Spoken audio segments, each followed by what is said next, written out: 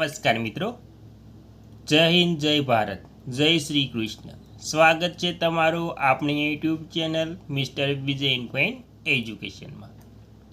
તો મિત્રો, ગુજરાત રાજ્યના નિવૃત્ત થયેલા પેન્શનરોના પેન્શનમાં આજ રોજ તારીખ 16/5/2026થી ક્રમવાઇઝ વધારો જાહેર. તો મિત્રો, ગુજરાત રાજ્યના પેન્શનરોમાં આનંદો. ગુજરાત પેન્શન વધારો વય પ્રમાણે. ગુજરાત રાજ્યના પેન્શનરોના પેન્શનમાં નવો વધારો જાહેર. તો મિત્રો, કેવી રીતે ગુજરાત રાજ્યના પેન્શનરોને તેની ઉંમર પ્રમાણે કેવી રીતે વધારો થયો છે તેની સંપૂર્ણ વાત આજે આપણે આ વિડીયો મારફતે કરવાના છીએ. તો મિત્રો, વિડીયોને અંત સુધી જોવા નમ્ર વિનંતી, અને તમે આપણી ચેનલમાં નવા હોય તો આપણી ચેનલને સબસ્ક્રાઈબ કરવા નમ્ર વિનંતી, કેમ કે આવી કોઈ પણ નવી અપડેટ આવે તે નોટિફિકેશન સૌથી પહેલાં તમને મળી જાય. તો મિત્રો, વિગતવાર વાત કરીએ તો ગુજરાત સરકારના નાણાં વિભાગના નિયમો અનુસાર 80 વર્ષ કે તેથી વધુ વય ધરાવતા નિવૃત્ત સરકારી કર્મચારીઓ અને કુટુંબ પેન્શનરોને વય આધારિત વધારાનું પેન્શન એટલે કે એડિશનલ જે કોટવામાં આવે છે તેમાં વધારો ચૂકવવામાં આવે છે. 7મા પગાર પંચ અંતર્ગત આ વધારો મૂળભૂત પેન્શન પર ગણવામાં આવે છે.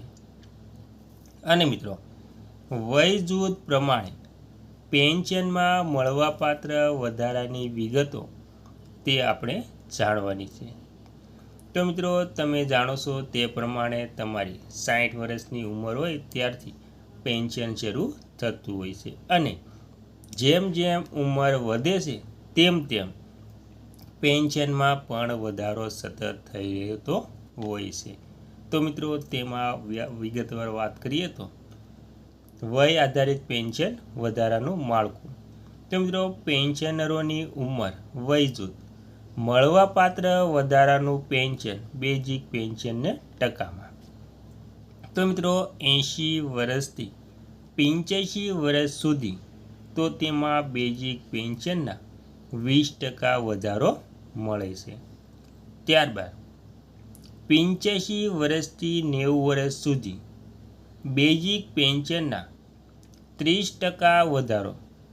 ત્યારબાદ 90 વર્ષથી 95 વર્ષ સુધી બેઝિક પેન્શનના 40% વધારો મળે છે.